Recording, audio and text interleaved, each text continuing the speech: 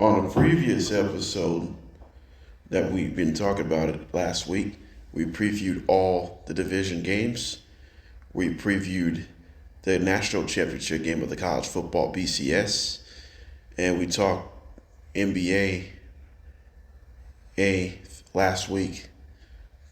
So this week, there's a lot going on this week. Talk show on JDB's Morning Cap. What's coming up on today's Morning Cap?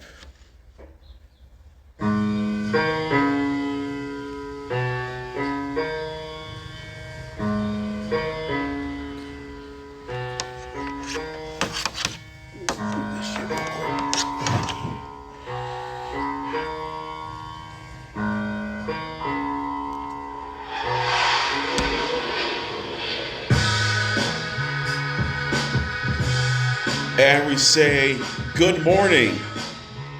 This is JDB. This is JDB's Morning Cap. I hope you had a fantastic 3-day weekend of Martin Luther King Jr. It was some wild 3-day weekend in sports. We had Divisional Round. We had college football national championship game last night. It was amazing. The NBA game, the Martin Luther King Jr. NBA game, it was amazing. Basketball game yesterday. There's some good moments here. So I'm really excited. We're looking forward to in a new week of this JDB's Morning Cap. But the first, I want to talk about what happened last night was the national championship game that I saw from yesterday. We had Miami and Indiana squaring off from yesterday's football game. It was great. It was tense. We've seen some good moments from yesterday. We've seen some good moments from either team last night. It's not a shocker to me. Mendoza won a Heisman Trophy. Now he's a champion. Fernando Mendoza becomes the second Heisman to win a national championship with an undefeated season. Last time they did it, it was Joe Burrow, 2019 from LSU.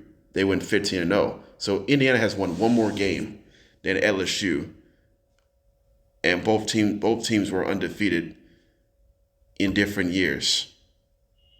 So let's see what happened that play last night. Let's take a listen. Charlie Becker. That Milikowski flanked way outside. Fernando keeps it himself. Over to run. Mendoza! Mendoza! Down! Fernando!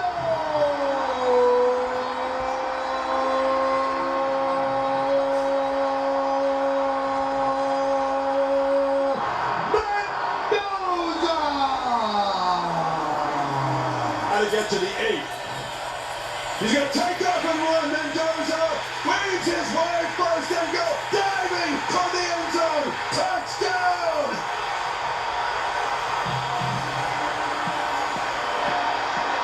That's why he won the Heisman Trophy.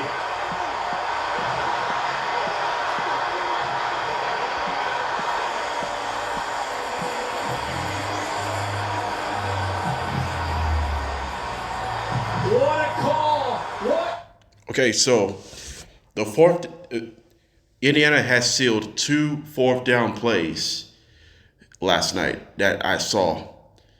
I mean, how Indiana won this game. They convert 2 big fourth downs, including Mendoza ran for a touchdown on the 4th and 5 play, and they were in the red zone. How Miami defense did not get a stop in certain situations. For Miami, you had two chances to get a stop. First one, you give up a completed pass. Second one, you're giving a Heisman Trophy winner Mendoza a free run to the end zone for a touchdown. This has got to be disappointing for Miami on defense.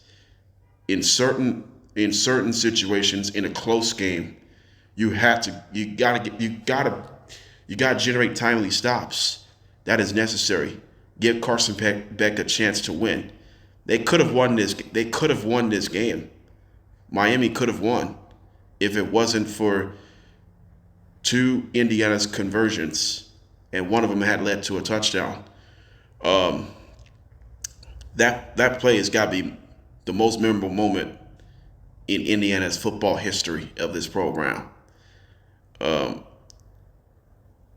It was definitely a cool moment for Fernando Mendoza, Curt Cincinnati, and the rest of the Indiana Hoosiers football team. It was a cool moment. And now 16-0 doesn't feel any better than this.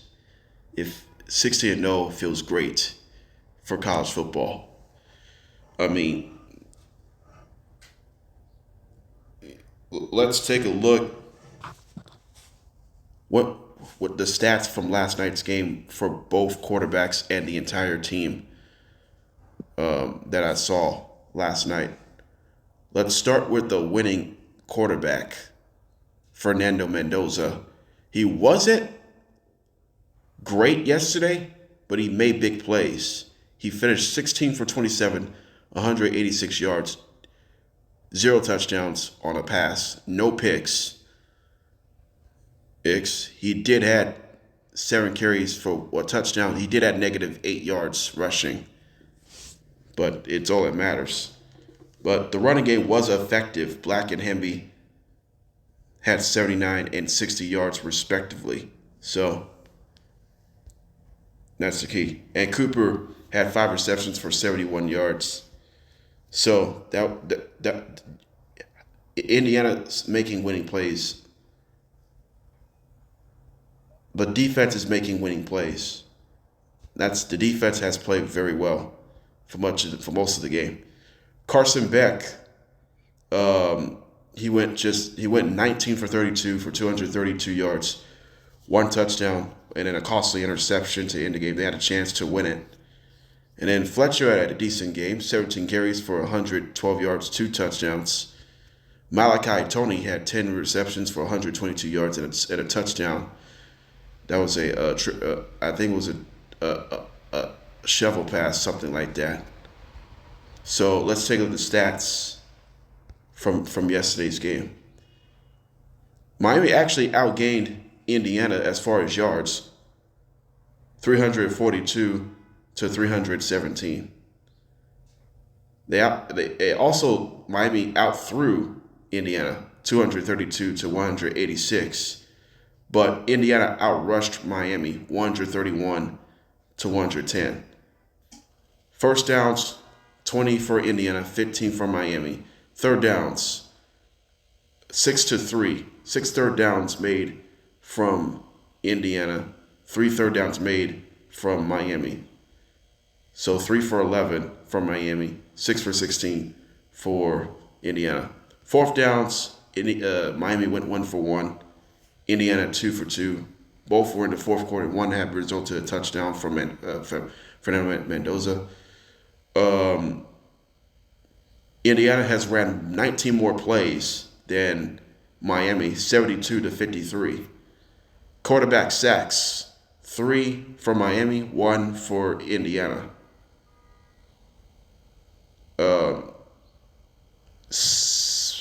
Penalties. Indiana committed 7 penalties. Miami committed 7 penalties, cost them 60 yards. Indiana committed 5 penalties for 38 yards. 1 turnover for Miami, none for Indiana. 1 turnover for Miami because of an interception to end the game. Time of possession, 35 minutes and 28 seconds versus 24 minutes and 32 seconds. In favor of Indiana. Indiana wins the time possession over Miami. and the final score was 27-21. Miami finishing 13-3 in a season. So a magical season for Mario Cristobal. Got to the college football playoff without reaching the ACC championship game. The ACC championship game was won by Duke over Virginia in overtime. But Miami got into the playoff because Tulane, James Madison, Alabama were in over Notre Dame. The resume was ranked so much higher from Tulane and James Madison than Notre Dame. That's completely shocking. But last night's game, there was some good moments and there were some tough moments. The good moments were Carson Beck throws a shovel pass to Malachi Tony, missed multiple tackles, end up a touchdown. And then there's some big plays late in the third quarter. We've seen some positives on the offensive side of the ball. Defense actually played very well for most of the game yesterday. Defense actually played well most of the game yesterday. There's some big plays. There's some mistake plays on defense on fourth down. A couple of mistakes on giving up on fourth downs to Indiana's offense. That one of them had led to a touchdown from Mendoza. And then other missed opportunities last night. Davis had a bad college football playoff. He missed a long field goal to end the first half. Dylan Joyce surrendered a block punt, returned for a touchdown to Indiana. That was and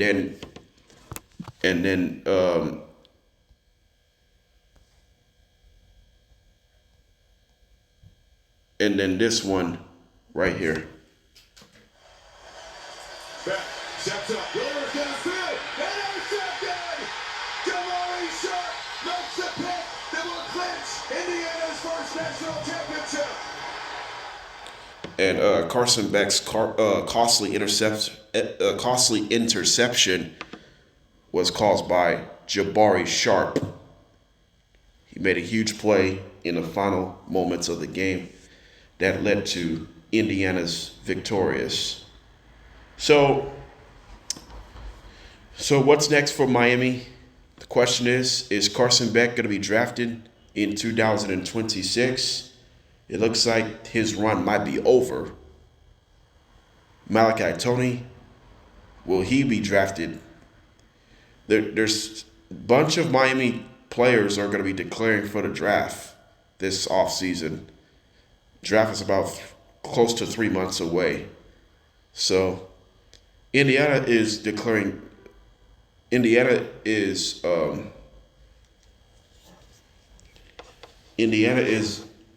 has a lot of players declaring for a draft, including the Heisman Trophy winner Fernando Mendoza.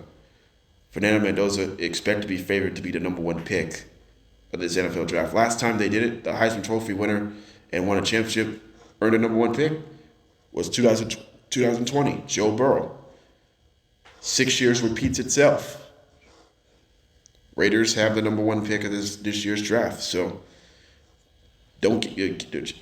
I think this is the moment for Indiana to celebrate, and they can do parade later on this week or sometime next week if that's going to be the case. So what's next for both Miami and Indiana for the next year? Let's start off with Indiana. They finished in the season 6-0, won a national championship. What will look like for Indiana next year? I expect Indiana to be in the college football playoff. They're probably going to lose a few games than they're expected. They're still talented enough to get into the college football playoff. I think Indiana is still talented enough to get into the college football playoff. Because last time, the team who went to the college football playoff and then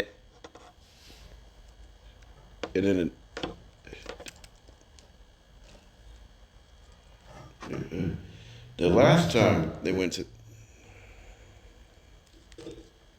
The last time they went to the college football playoff and won a championship with the undefeated season, the next year they missed the postseason. It was LSU, even though it was a pandemic era that year. So I think Indiana will be in the college football. How about Miami? What's next for Miami Hurricanes after a heartbreaking national championship game loss to Indiana? Um, I think they'll be okay. They'll be okay next year. I think Miami will be okay. I think they're I think they're I think I,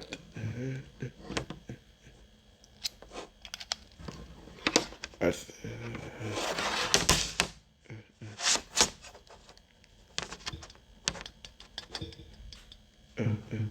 I think I think their favorite next year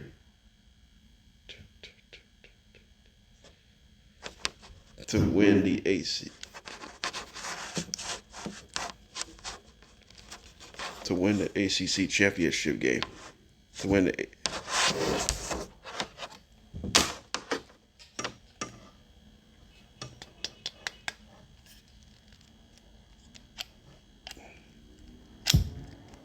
I think they're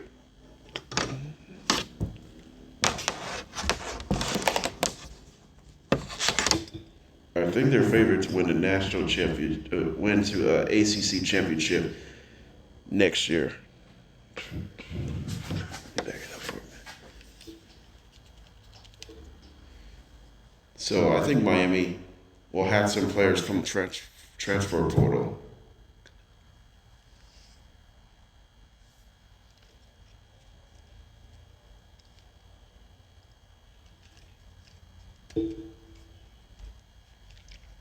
So I think Miami is going to be in the playoff as well. Well, these two will have a rematch in a different round next year. I think they will have a rematch in the near future.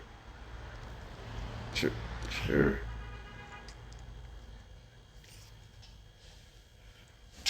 So I think this is stop.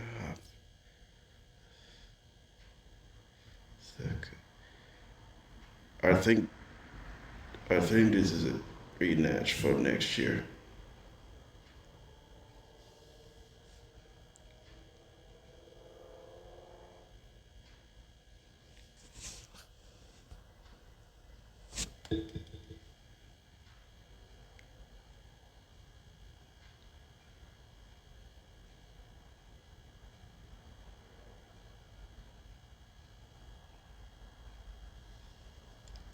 So when that happens,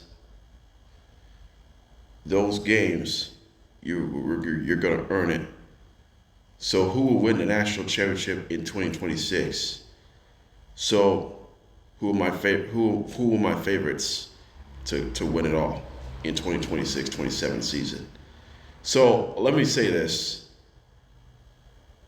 I can say Georgia number 1, Texas number 2, Notre Dame number 3, Miami number 4. Who else? Alabama number 5. Ohio State. Actually, take that back. Georgia number 1, Ohio State number 2, with Julian Sayin coming back. Oregon number 3, Texas number 4, Alabama number 5, Miami number 6, and then Notre Dame number 7, and then number 8 is going to be Indiana. Number 9 is going to be Tennessee, and then number 10 is going to be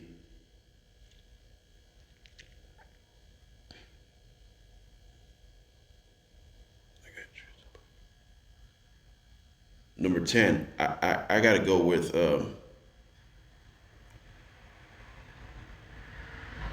shoot. Who I take the number 10? who's going to be this good. Number 10, I'm gonna go with BYU. So there's 10 teams who could be in to win a national championship in next season. It will be the first step I can really take it about it. All right, so what's coming up on JDB's Morning Cap? We'll recap it's been a mess over 48 hours in Buffalo. The Bills, another second round, another playoff exit for the Buffalo Bills in Denver in an AFC Divisional Round. Meanwhile, the Los Angeles Rams, can the Rams knock off the Seahawks this Sunday in Seattle? David versus Goliath match in Seattle for the NFC Championship game. Also, we're going to talk NBA. Pistons and Celtics squared off last night. And we have a head coaching cycle. Head coaching cycle in the NFL continues. We'll step away in 3 minutes. The refs definitely made their fair share of calls in overtime for this Bills-Broncos thrilling... Actually, wait a second. Hold on. I gotta look one of those calls.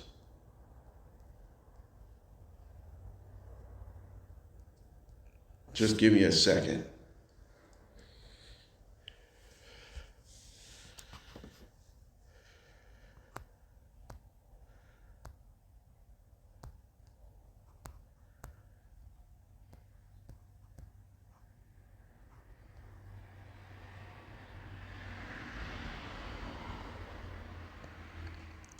All right, so let's talk about the Bills and the Broncos.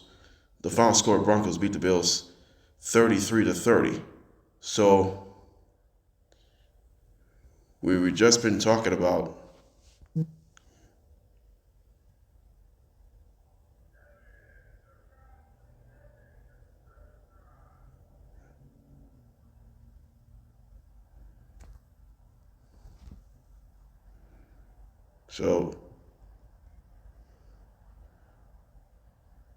I think it's this play right here that he's been talking about. Let's take a look. Coming after him all out. They pick it up, and they go deep down the field, and the pass is caught. No, it's McMillan has the football. How about that? Jaquan McMillan ends up in a wrestling match with the football. It just looked like Cooks might be able to make the play like he did a week ago. They blocked it up perfectly. McMillan does a good job not getting... But we're going to need you on this one, Gene. Yeah, this is really close. I'm not sure that... You know what? This is... Actually, I'm going to...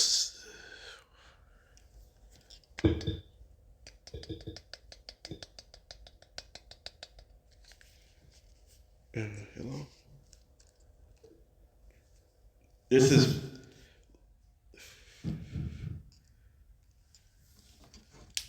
This is tough. Now, let's take a look at more controversial calls.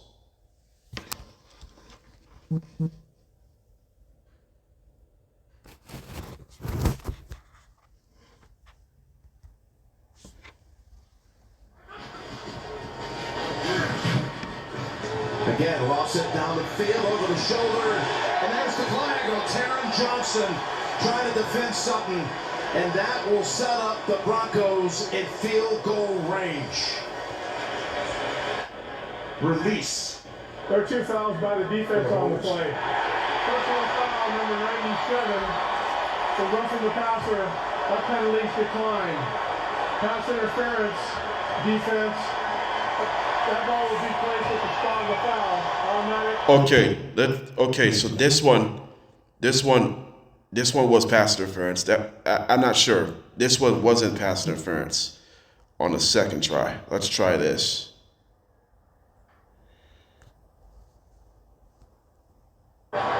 Second and 12. Oh, they're going to take a shot. And he's got a man wide open. And it's incomplete. White is flagged. And the Broncos are right at the doorstep of the AFC Championship game.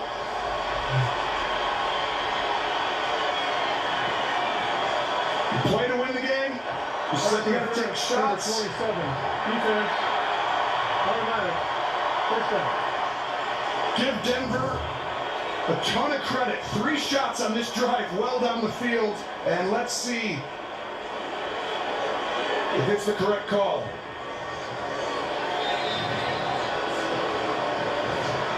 A 30-yard penalty on Tre'Davious White. I checked out. You know what? This is an issue. This is an issue in the NFL. The NFL. So what was the which one is which call? Which call? Cut off. Back up. Which call was which call? This mic ain't working. Which call was worse? The two pass interference penalties, or a Brandon Cooks from catch and then McMillan's simultaneous interception. This has got to be, I'll say the simultaneous interception call from Traquan McMillan. Cooks caught this ball with a knee down. That should have been a catch and a first down, not an interception. Then Shepard said the receiver never maintained possession before his knee was down.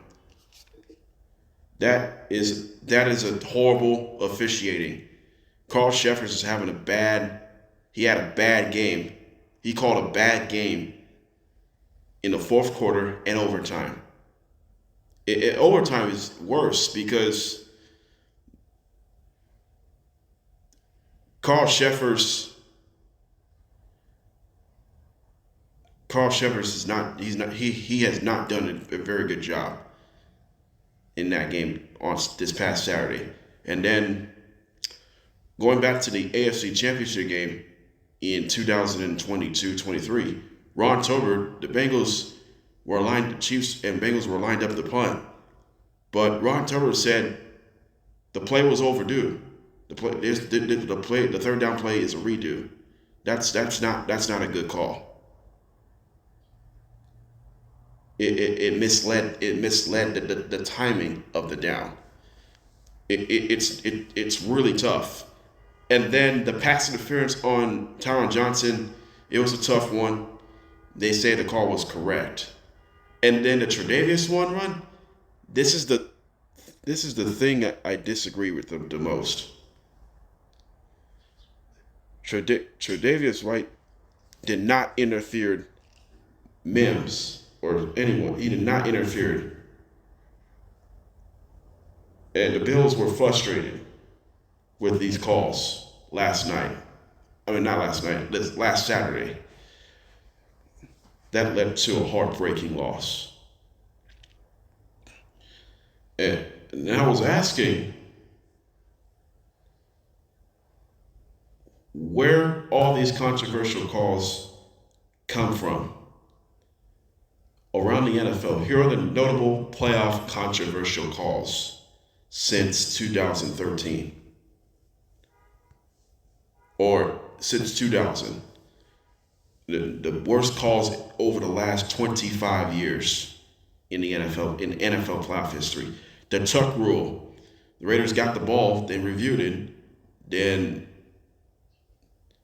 Brady threw it incomplete. It was a 4 tuck rule pass, and they ruled it incomplete. And then what other controversial calls I saw in the playoffs? In playoff history in the last 25 years that I saw. I saw the Lions and Cowboys in the NFC wildcard game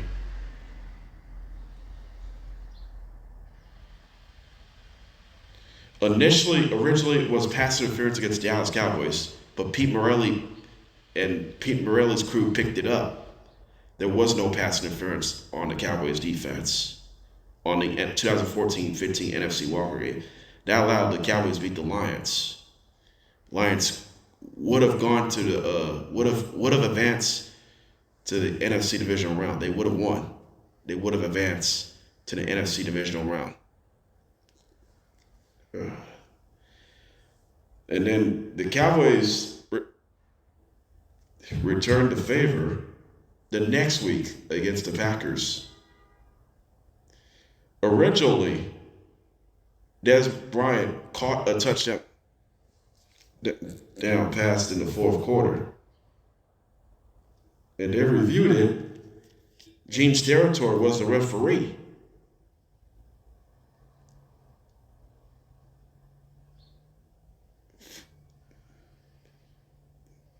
On the Cowboys and Packers game. And Gene Steratore said it has been determined that Des Bryant never maintained possession. The ball hit the ground before he reestablished in the end zone. Therefore, there was an incomplete pass.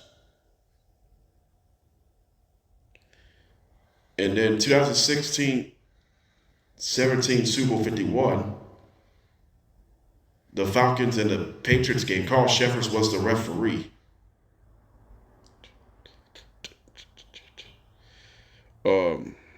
I think that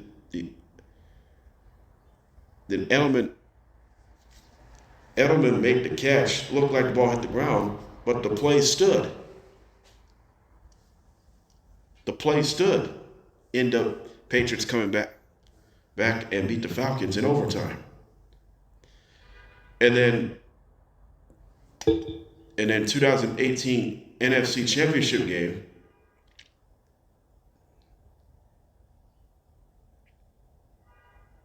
it was Saints and Rams, 2018-19 NFC Championship game. It was third down. I think it was a tie game or something like that. Drew Brees throws a pass, and then the Rams defender made contact of the Saints wide receiver, and they didn't throw a flag. That should have been pass interference. Mike Pereira says it should have been pass interference, and the Saints would have won this game. They would have gone to the Super Bowl. And then last year,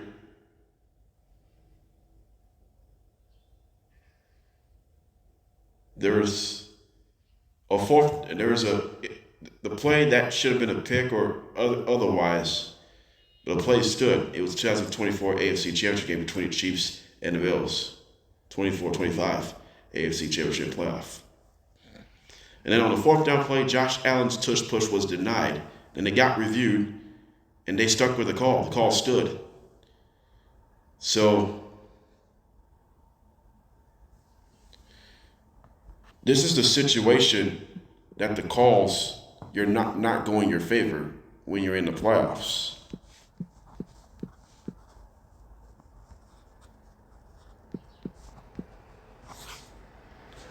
That's tough. It's tough to ask. It is really tough to ask for it.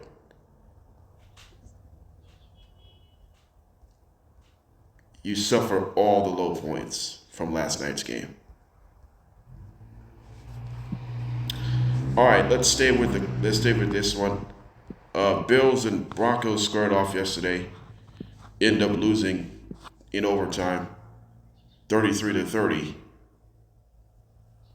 33-30 in favor of the Broncos. So how Josh Allen did on Saturday. He went 25 completions, 39 attempts, 283 yards, 3 touchdowns, 2 picks, also sacked 3 times. James Cook had a breakout game, 24 carries for 117 yards.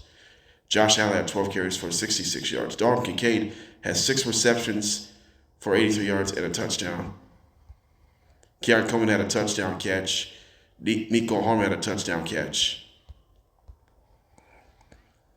The biggest one is turnovers. We'll get to that in a second.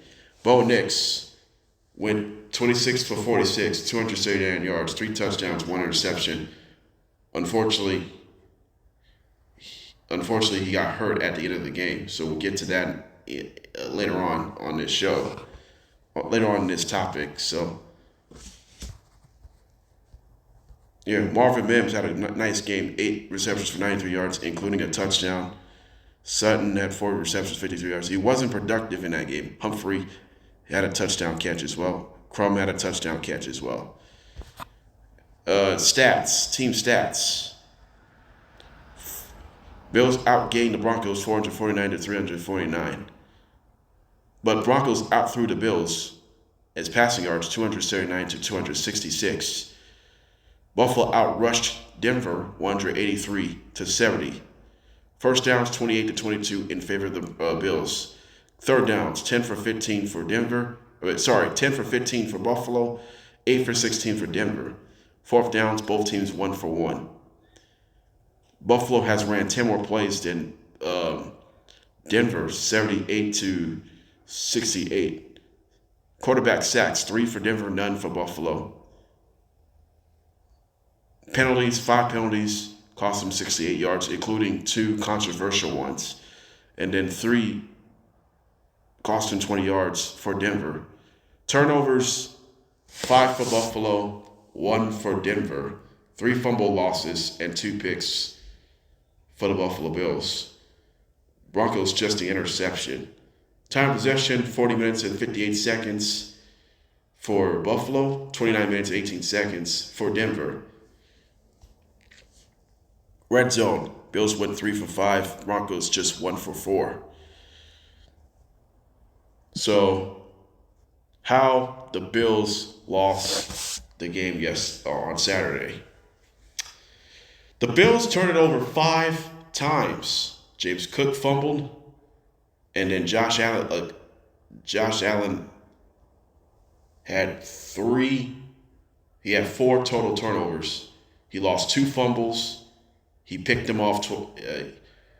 Josh Allen had 2 picks as well, and one of those 2 picks happened a controversial one.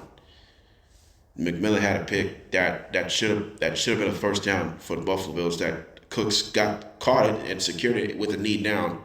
That should have been a first down. That would have put the Bills in field goal range, and that would have won the game. That would have advanced an AFC Championship game against the Patriots. They would have gone to New England if it wasn't for that controversial interception. I mean, Josh Allen has done. He has done every right to play well enough to win, but his chance to get to the Super Bowl with no Patrick Mahomes, no Lamar Jackson, no Joe Burrow, and they blow their chance. They clearly blow their chance. With that loss to the team of the Denver Broncos, when they play great defense, they're clearly a Super Bowl juggernaut team, even with Bo Nix. The Bills had so many playoff heartbreaks over the years. Look at the notable, since Josh Allen took over as a starting quarterback, look at the notable playoff heartbreaking losses. In 2019, that heartbreaking loss in the AFC Walker game in 2019 against the Texans when Deshaun Watson was a quarterback. In 2021, it was the AFC Divisional Round. We had some ties, some league changes. We have a lot of ties and league changes in the final minutes of the fourth quarter.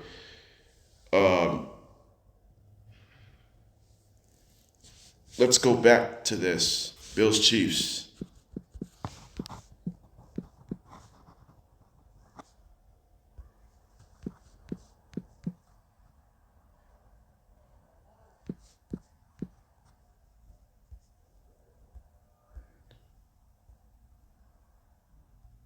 So we've seen a lot of scores over the final 2 minutes, and Chiefs won in overtime 42-36.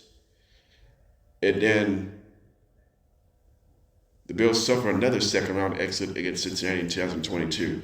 And in 2023, after the Bills won a wild card weekend against the Steelers,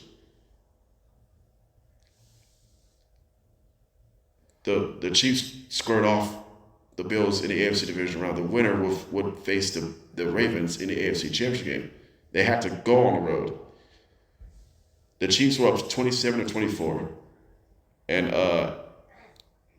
Tyler Bass was up for a possible 44-yard field goal to tie it. And watch this. 44 yards, Bass. No, he doesn't make it. Wide right. Wow. The two most dreaded words in Buffalo have Tyler Bass missed a 44-yard field goal that would have tied the game, and that would have won. It would have, and that pass from Josh Allen on the second down play. The second down play might prove them costly. That could have been a touchdown. That would have advanced the AFC Championship game, but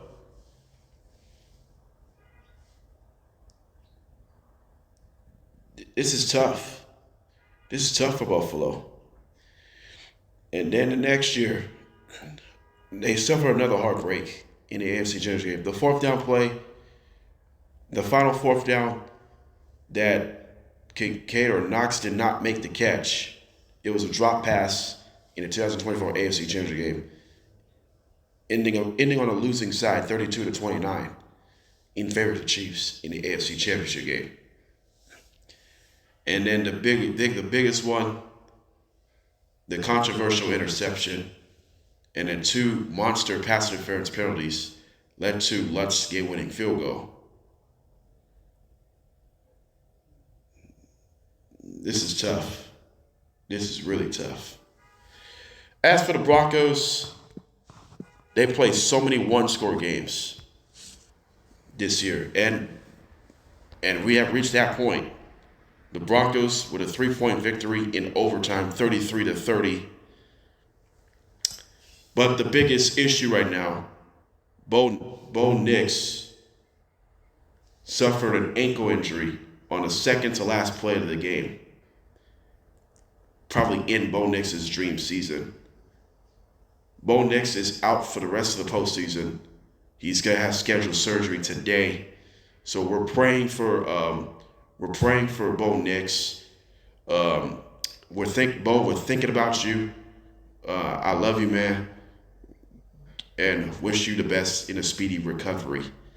But they have other business to take care of. With Jarrett Stidham will make his 5th NFL start, his first career postseason start, and it's going to be against the Patriots. We'll talk about that. We'll save it for that later this week. So, excuse me.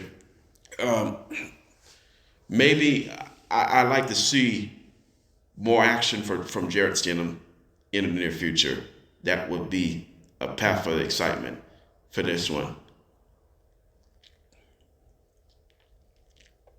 So it's one of the significant of the times that you really know that you put your stuff and put it all together. That's where you really see how this one here. So we're going to talk about that. All right, we did have breaking news in the NFL from yesterday that the Bills had Sean McDormott is out as Bills head coach. He has finished combined regular season and postseason. So with 106-58 overall record for Sean McDormott between regular season and postseason. Regular season, 98-50. Good record, right? Good regular season, great regular season, right? But the postseason, just 8-8. That's disappointing.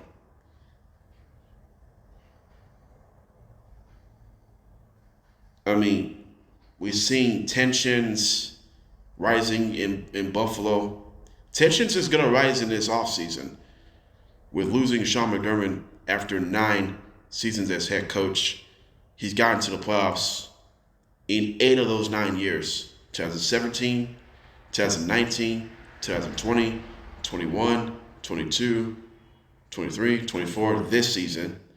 He's got to the postseason 8 of the 9 appearances and 2 conference championship appearances. But the problem is, Sean McDermott is James Franklin in the NFL. Sean McDermott is James Franklin in the NFL. They can't win big games in the playoffs. Sean McDermott can't win big games in the playoffs. They can't make the Super Bowl. James Franklin can't win big-time games against top teams. But Sean McDermott can win the big moments in the playoffs to reach the Super Bowl. There were a couple of times they were an inch closer to get into the Super Bowl, and they missed a few opportunities, including this year. This year, this is their chance, and they didn't get it done on the road.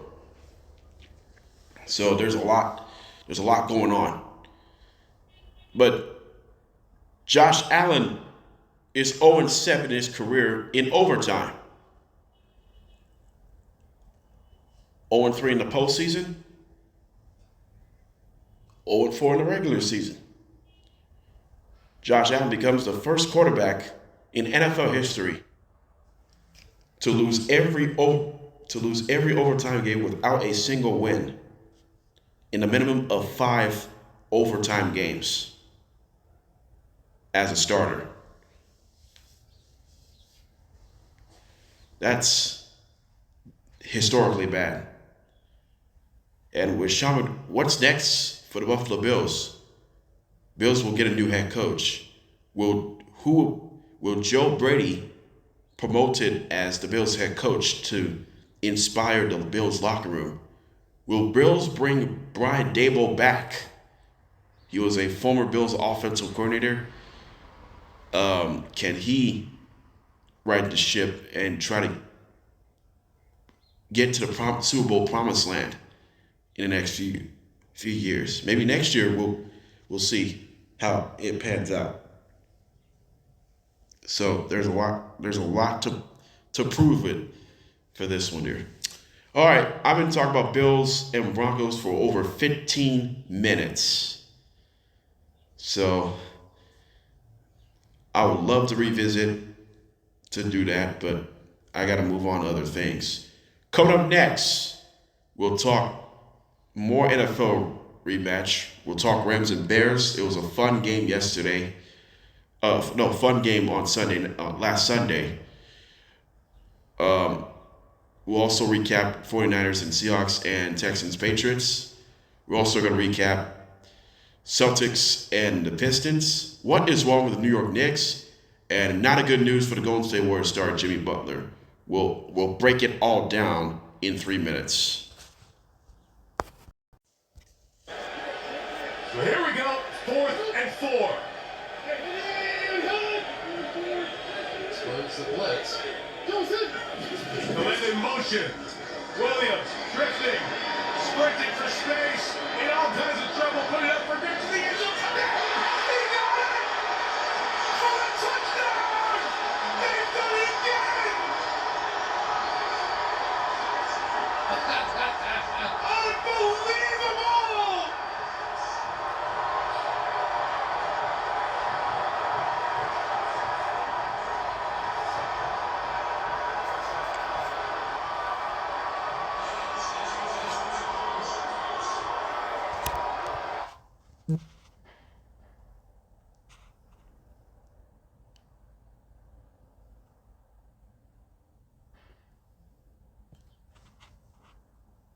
Got time. Shot downfield. It's a ball. It is intercepted by Cam Curl. Curl goes over, makes the play.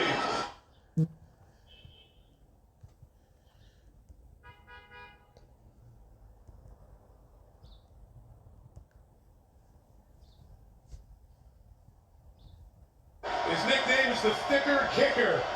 It's never been a thicker pressure moment to send the Rams to the championship game. Davis from 42 online, and it's good. And the Los Angeles Rams go to the championship game. All right.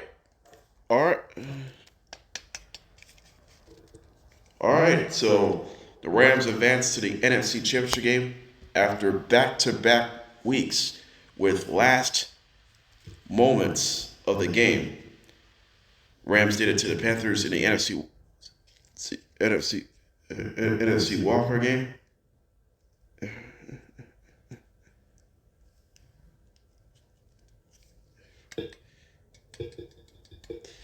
Then the Rams did it to the Bears.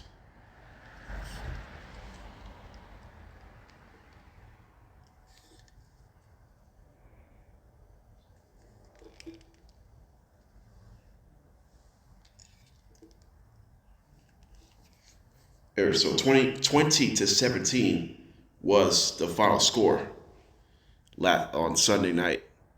It was an amazing finish in Chicago. It was a snowy night.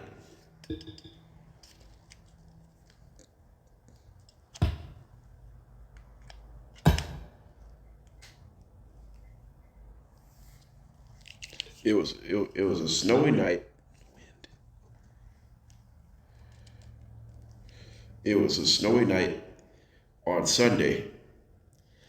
Let's talk about the Rams, how the Rams got to the NFC Championship game. They had two close victories in the NFC wildcard game and divisional round, respectively. The reason why the Rams got to the NFC Championship, because their experience from Matthew Stafford and Sean McVay relationship. Did Matthew Stafford throw a touchdown pass? No, he did not. But the running game was pretty good yesterday on Sunday. The running game was pretty good.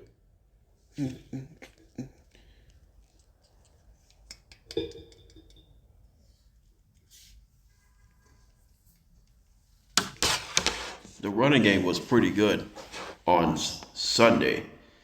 I mean, technically, you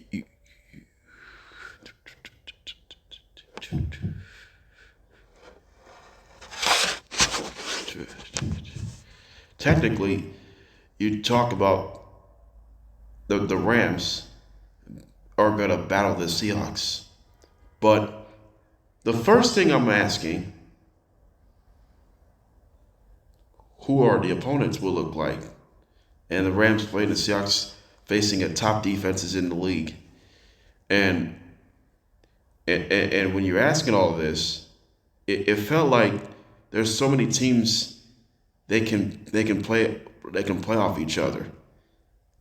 Then the Rams did not turn the football over. But you talk about the Rams. They only had one turnover over the first two postseason games. This is the Rams team, by the way. They don't turn the football over this year. They don't turn the football over. They're one of the fewest turnovers in the NFL. So how the Rams can get to the Super Bowl, you got to take the ball away and limit your turnovers. That's how the Rams can get to the Super Bowl. Matthew Stafford has won the Super Bowl a few years back. And Rams won division. But this year, they went 12-5 in the regular season. They did not win division, but it was victorious by the Seahawks. So the game you really want to see, then you just don't want to look back at it.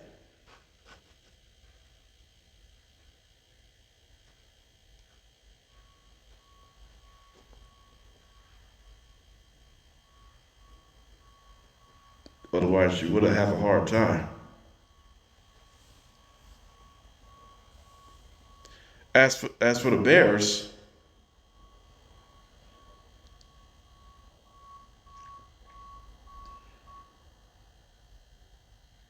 What do you think about the Bears season? I think the Bears season. I think that the Bears season would describe it. They finished 11-6, but Caleb Williams struggled in the playoffs. He threw 5 interceptions in the playoffs. That's the second most in the NFL in the postseason, behind C.J. Stroud. But he did have 2 touchdowns, including a magical one to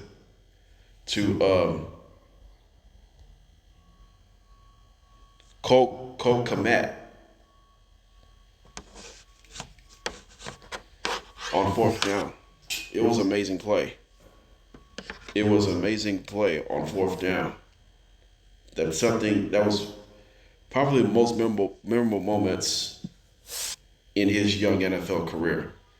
But there was some mistakes made. He threw 3 interceptions. One happened on 4th downs. It was tough. Then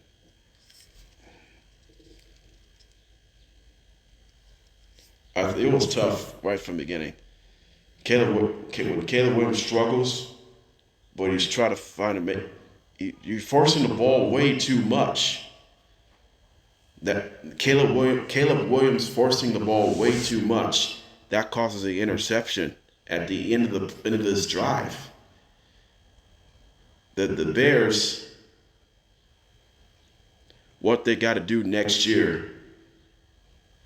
The Bears' offense will be pretty good next year, but the defense, there's a lot of room for improvement. But there were some positives. They lead the league in takeaways. They need to generate more pass rush. I think defense will be better in 2026-27 season. I think that's good for the team. So I think the Bears will be okay in 2026. All right, so coming up, we'll talk about the Celtics and Pistons game yesterday. We're also going to talk about Texans, Patriots, Seahawks and 49ers, and head coaching cycle. And not a good news for the Warriors player, Jimmy Butler. Will update on this right after the break.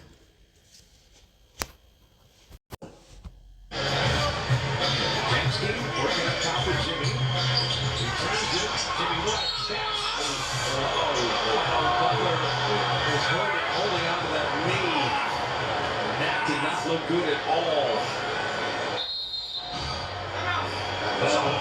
Take a timeout. Jimmy Butler is down. And he was in pain immediately. All right, so we did have breaking news from yesterday's game. Jimmy Butler had to leave the game last night with an apparent knee injury.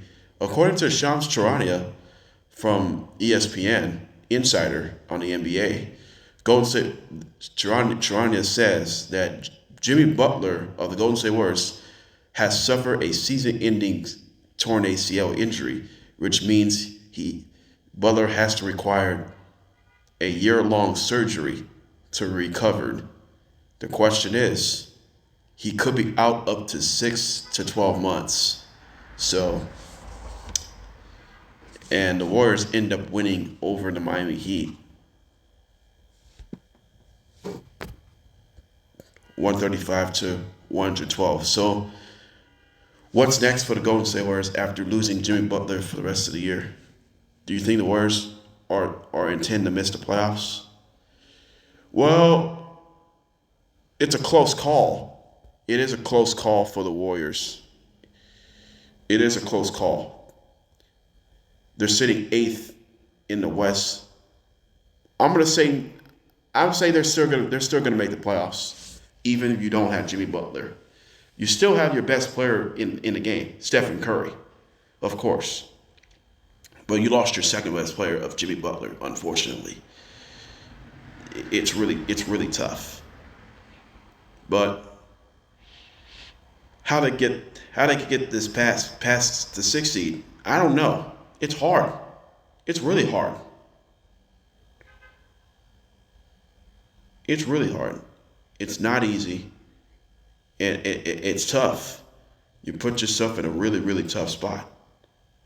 The only way you see it is to put yourself in prime position to win a game. That's what they did last night. But Jimmy Butler, there's a lot of prayers going around through hard times for Jimmy Butler, and injuries have continued to mount themselves for the Golden State Warriors.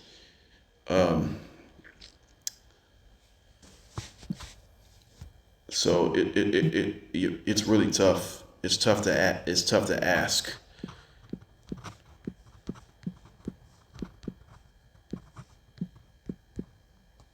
It's really tough to ask for it.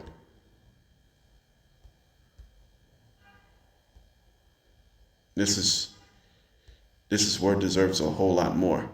Here's a multiple reactions between Stephen Curry and Steve Kerr, what he said it last night.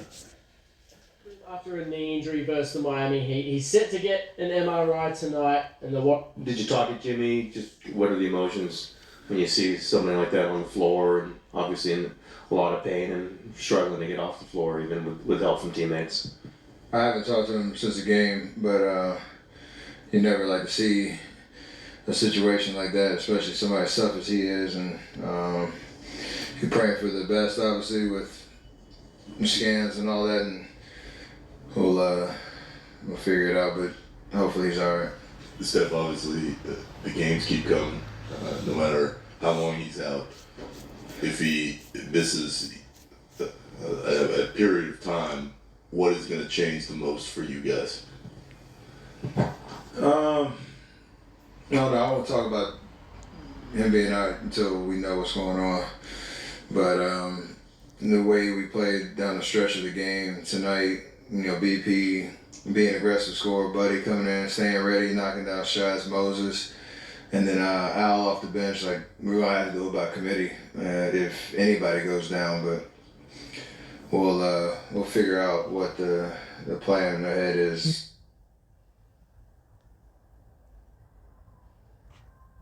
Said it was 2 shots. Do you know much about the extent of Jimmy's injury? I don't. He's getting an MRI right now. Have you seen him post game at all? No, he was gone by the time the game ended. How concerning was the scene? And, I mean, we're all really concerned, but we'll know more after the MRI. Obviously, we don't know anything at this point. Steve, how does the group do? Well, it turns out Stephen Curry is actually right. They're trying to get a starter by committee. So they're trying to get a player who gets to start by committee, who has a chance to earn an opportunity, who has a pretty good chance to earn an opportunity. Is it Horford? Is it Pajinski? Is it Moses Moody? Will Moses Moody insert to be a starter, will Warriors intend to make a move at the deadline? We've seen that last year. They made a bigger move last year. The Warriors got Jimmy Butler from Miami. Andrew Wiggins Andrew Wiggins was in Miami, part of that deal last year. Now this year, the trade deals is going to be a little bit harder for the Warriors. If they decided to rely on, even worse, Jonathan Kuminga is requesting a trade. So it's not going to get any easier for the Warriors the way it pans out. All right, let's move on from this. Let's recap the Seahawks and 49ers, what we saw from Saturday night's game. The Seattle Seahawks defense dominated the 49ers, and then Rashid Shaheed with a kickoff return for a touchdown to start the football game, and Seahawks dominates the 49ers 41-6. So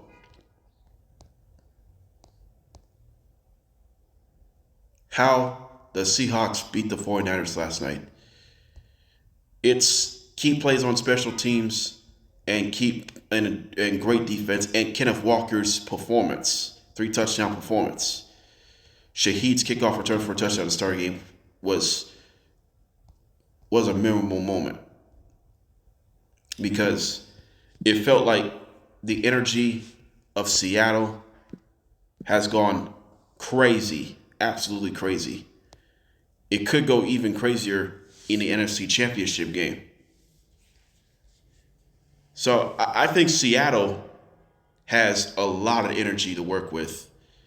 Mike McDonald has done a great job putting this team together. But the only problem is Zach Charbonnet is going to be done for the season. He torn his ACL, a big blow for the Seahawks. But they're still a championship juggernaut team despite losing Zach Charbonnet for the rest of the year. Kenneth Walker, he had a nice game, 3 touchdowns. And Sam Darnold, he didn't do a lot. Mike McDonald did not ask Sam Darnold to do a lot. Is throwing over 50 times a night. That is not who he is.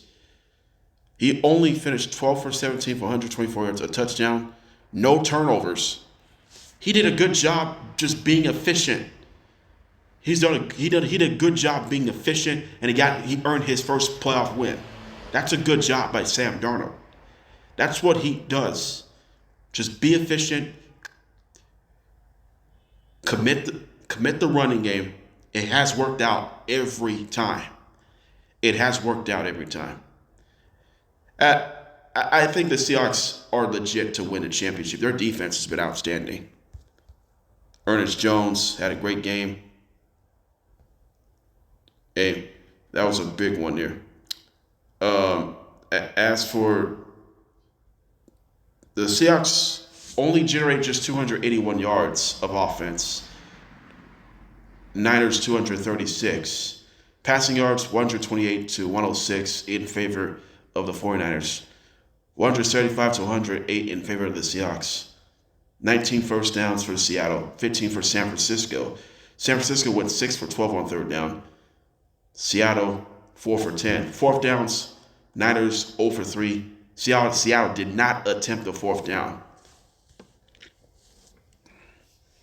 Penalties, 3 penalties for 36 yards for San Francisco, 2 for 5 for Seattle. Turnovers, 3 for San Francisco, none for Seattle. 2 fumbles lost in a pick. 31 minutes and 11 seconds for Seattle. 28 minutes and 49 seconds for San Francisco as far as time of possession. Red zone, Seattle went 4 for 6. San Francisco did not attempt the red zone. Brock Purdy had a really rough game. 15 for 27, 140 yards, no touchdowns, 1 pick, 2 sacks. Brock Purdy has struggled against the Seattle defense this season. He's 1-2 this season against Seattle, including the playoffs. The only win was the last-minute touchdown play to open up this season. And since then, they lost to Seattle in the final game of the regular season, and then it got carried over in a couple more weeks. Brock Purdy has struggled over those last 3 games. He's gone 4 consecutive games with an interception, if I'm correct.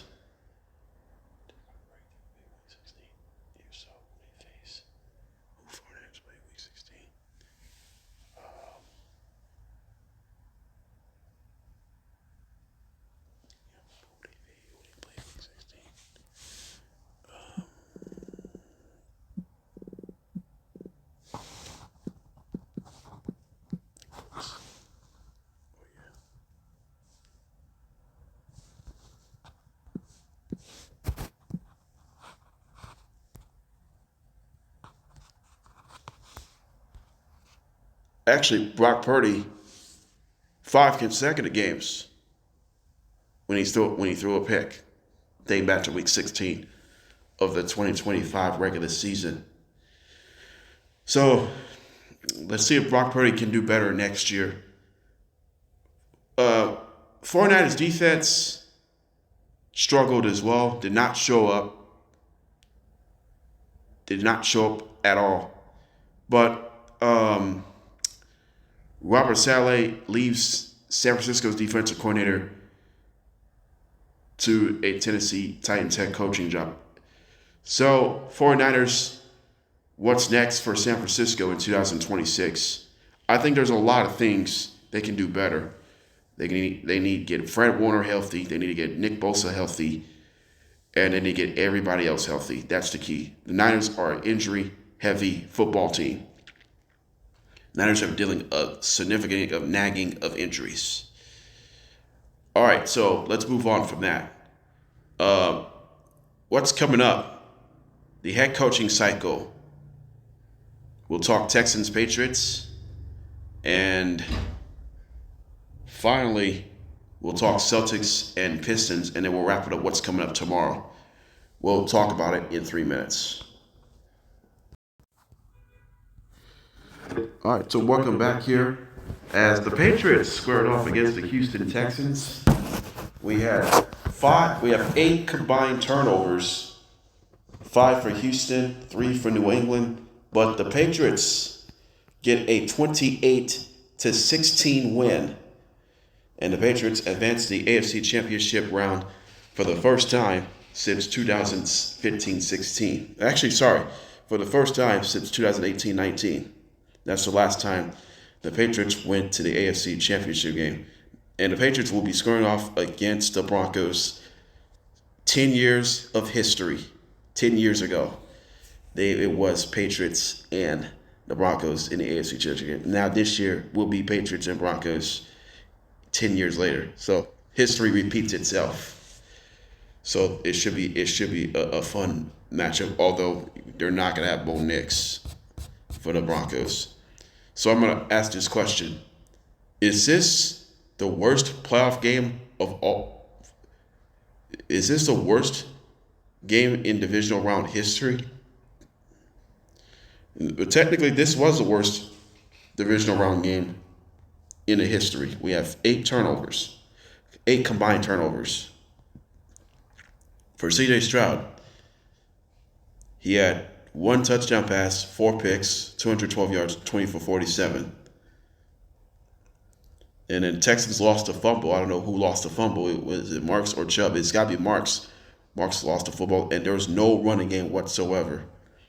Patriots have 3 turnovers themselves. Drake May had 2 lost fumbles and a pick. He did have 3 touchdown passes, however, for 179 passing yards, 16 for 27 as far as completion numbers.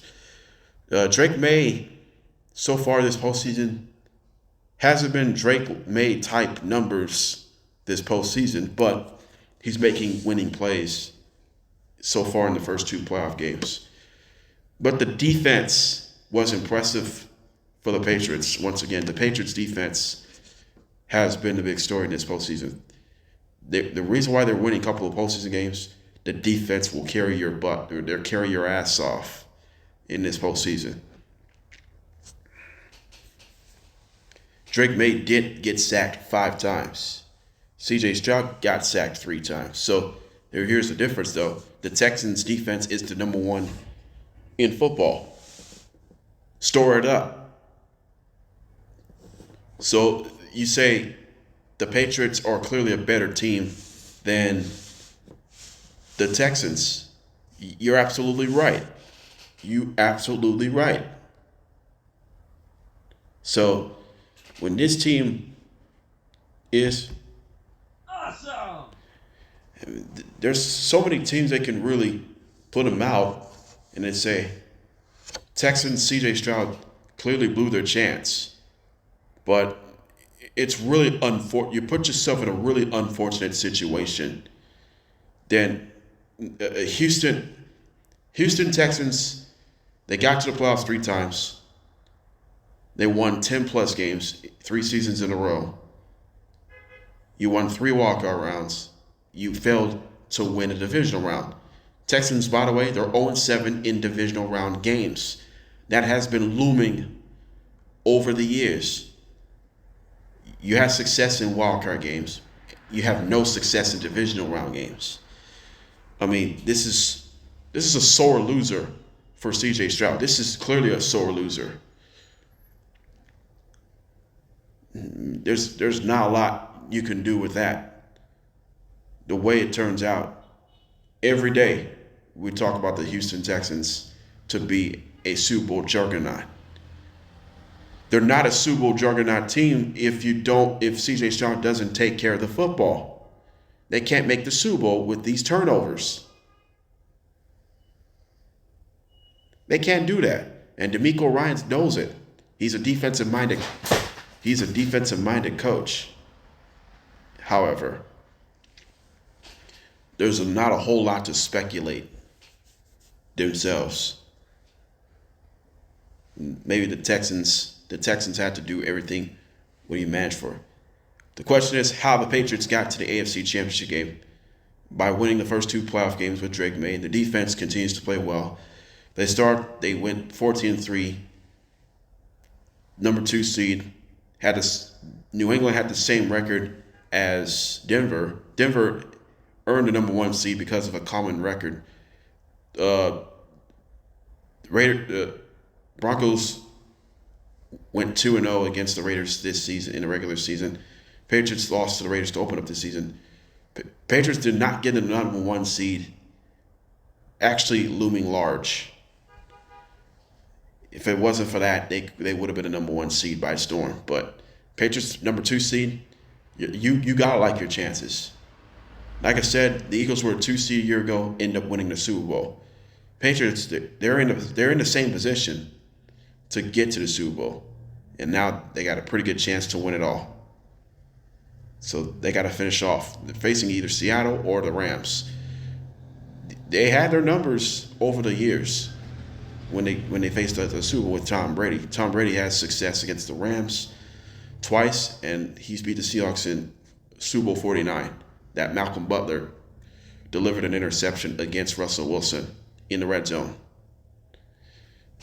in Super Bowl 49. That was a memorable moment.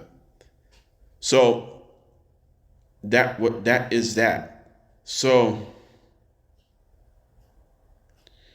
let's move on from that.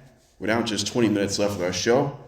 Let's do a head coaching job updates around the NFL.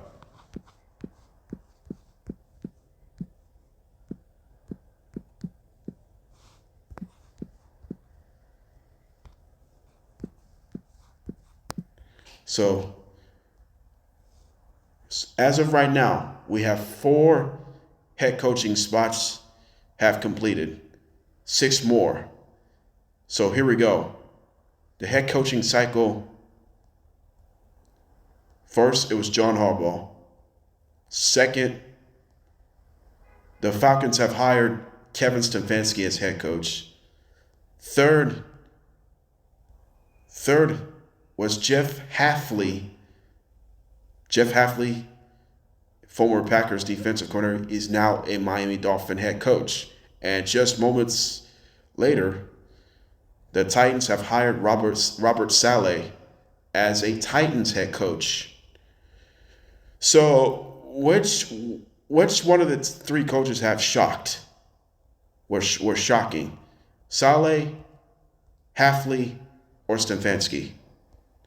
I'm going to say Jeff Hafley is the shocking one. The Dolphins shockingly hired Jeff Hafley as a Dolphins head coach.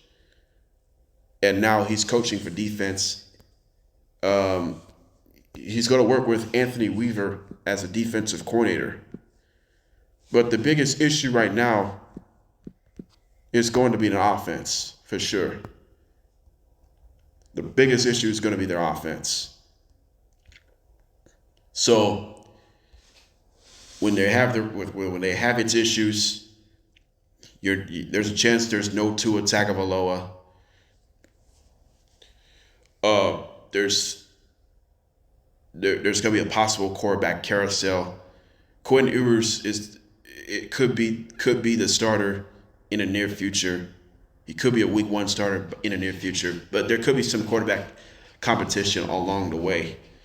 Dolphins are not going to draft a quarterback. They can bring some. They need a veteran, experienced quarterback who has starting experience. If Dolphins are tend to get Justin Fields, but I believe he signed a 2-year contract with the Jets. I'm not so sure.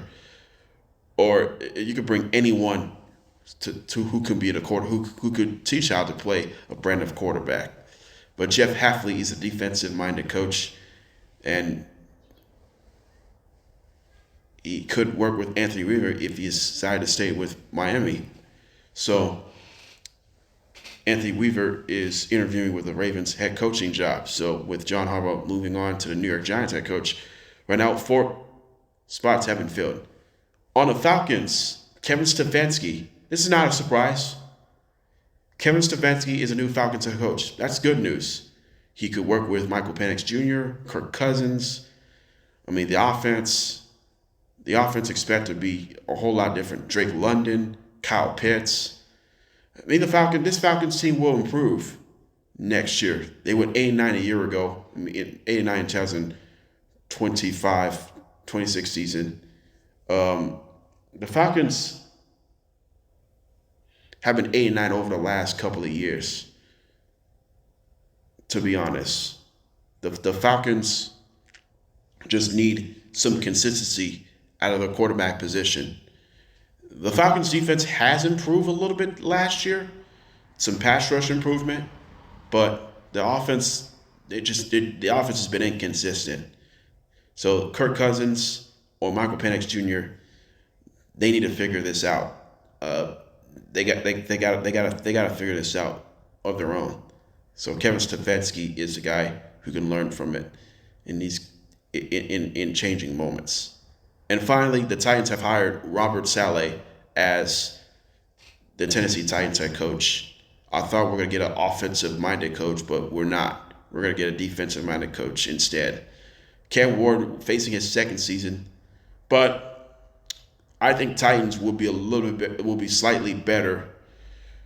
Titans only won just 3 games in 2025, 26 season, but 2026-27 will be a little bit special. They'll be better. May not make the playoffs. Then in 27, they could return to the playoffs as late as 27 or 28. If Ward could develop, if they can win more games, if they can add somebody in the draft between this year and in the next few years, the Panthers did it year by year. Developed the quarterback, Bryce Young, got to the playoffs in his 3rd year. So now there are multiple next steps. The Tennessee Titans have to take a bunch of next steps after Saleh's hiring as head coach. Tennessee Titans is pretty significant. They want to show more attitude, more discipline. The problem is, going to next season, there's going to be a lot of penalties. Yes, understandable. There's going to be a lot of penalties for Tennessee Titans going against you. So there's a lot to work with. There's a lot to work on going to 2026 season and teach how to play discipline, a brand of football. That's exactly what you want to see at this own point. But there's no questions asked. There's many teams along the way they can put themselves in prime position. Also, coming up, we're going to wrap this up. We'll talk Celtics and Pistons. Oh, we're also going to talk about the Knicks. We'll talk Knicks first and then Celtics. We're down to just 14 minutes left in our show. We'll be back in about 3 minutes. Walks past with a long look. Maybe there's a Reggie Miller type comeback for the Knicks as opposed to against. Well, the New York Knicks did not show up last night against the Dallas Mavericks. Cooper Flagg and Max Christie for the Mavericks showed up last night, and Najee Marshall also showed up. So, for Marshall, Christie, and Flagg have combined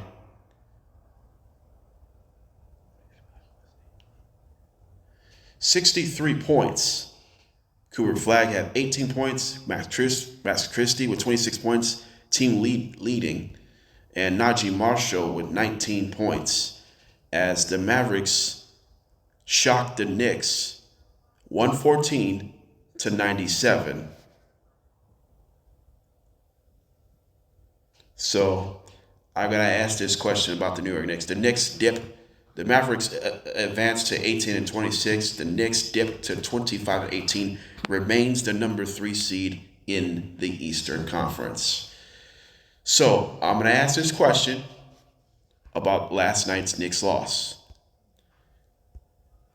Have the Knicks frustrations have boiled over, or the Knicks fans are going through it? Well, I'm going to start on the second side. The Knicks fans are going through it at home last night. Defense wasn't great last night. And we've just been talking about what the hell just happened with the New York Knicks. They just see no connections. They made no connections whatsoever in last night's loss. Carmelo Anthony from NBC Sports studio analyst said it on NBA Showtime last night. Watch what he said about that yesterday.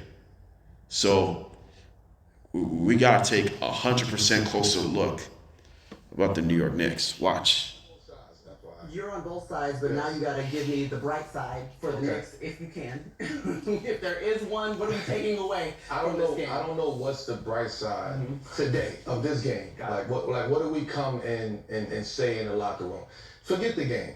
Okay. Forget the numbers. We gave up 70-something points in the first half. 75 to be exact in the first half. Now you see Jalen Brunson bringing guys together. Now the post game. Nobody leaves the locker room. Nobody leaves the arena until we figure this out. Any issues, any problems, get to the middle of the locker room. Let's hash this out. Let's figure this out, because we can't keep going down this path. We know this is a rough stretch for us right now. This is tough. Yeah. Do you want me to define rough for you? I know rough. We watched it. Well, Carmelo, what was my reaction about, what were my thoughts about that? Jalen Brunson clearly wants to inspire the players. It happened yesterday during the second quarter. The Knicks defense gives up 75 first half points to the Dallas Mavericks, and the fans were booing. What the hell is going on? The defense has been wilted time and time again. And then the next time, in the third quarter and beyond, defense continues to be wilted. The Knicks, later in the game, Knicks never got close. The Knicks game never got close at all. The Mavericks, it has been all Mavericks right from the get-go. Mavericks led the entire way. It was a wire-to-wire game. The Mavericks, in favor of the Mavericks. The Knicks right now, the reason why they're 25-18 and they have lost like 10 of their last 12 games, something like that, the defense has been brutal. The defense has been inconsistent. And they still the number 3 seed. And when I look at the Eastern Conference right now, we had Cleveland lost last night to the Thunder. Understandable. And then Toronto plays the Warriors tonight. They're going to do so without Jimmy Butler. Hell, Raptors can pick up at least a game. Actually, if Raptors do win tonight, Knicks will still have a tiebreaker because of percentage points. Because Raptors have one more loss. So I think Raptors can pick up the game because I think Raptors have won one more game. It's affected by a win column or a loss column. So Raptors and Knicks, they're just a half game separation. If the Raptors win, they can possibly overtake the number 3 seed in the Eastern Conference, and Knicks will be number 4 seed. They don't want to be in that position. Luckily, the season hasn't ended today. It will end in April. Half season end today, the Knicks will have to play the Magic. And this series may be crucial to anyone. Well, Knicks have their magic numbers, of course. Knicks have their magic numbers this season. With Sixers and Knicks matchup, it could be a 7-game series.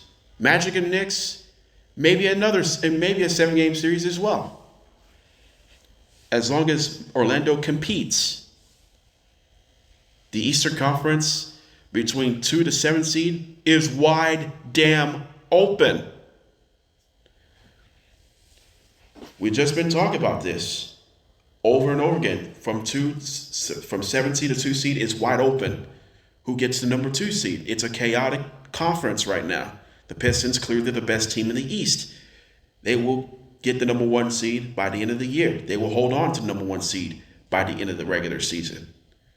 Speaking of the number 1 seed, let's caption the Celtics and the Pistons game. It went down to the wire last night in Detroit and Boston. It got tense early in the game. It got tense late in the game. We've seen a lot of tense moments so far in the regular season. We could see each other in the playoffs in the near future.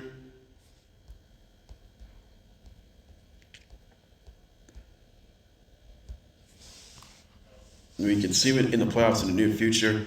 Celtics and the Pistons.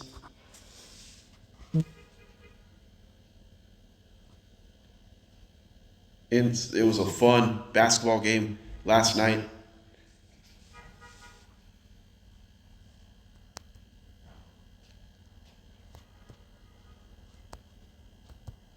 Jaylen Brown, it was a 1-point Piston lead with 4 seconds left to play.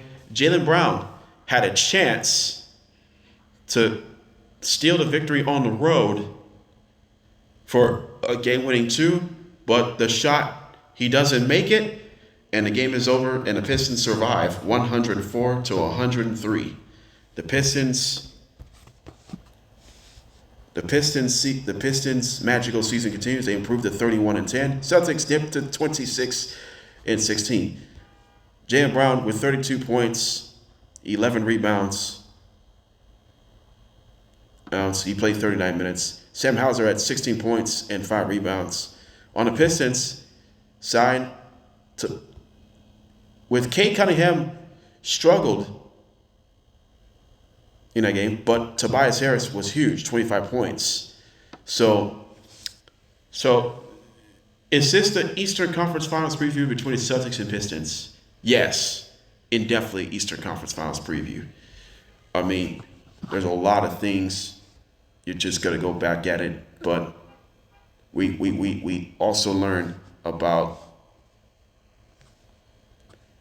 who do you think he takes a lot of time to work with, but there's great moments in sports that you have to put yourself together about Jason Tatum possible return. It would be significant in sports for the Celtics. Kate Cunningham he's having an MVP type season, but we've just been talking about everything else. Both Kate Cunningham and Jaylen Brown are all-star starters for the first time in their careers. I'm looking forward to see their teammates in the near future in the All-Star next month. So that will be that. All right, it's time to wrap things up.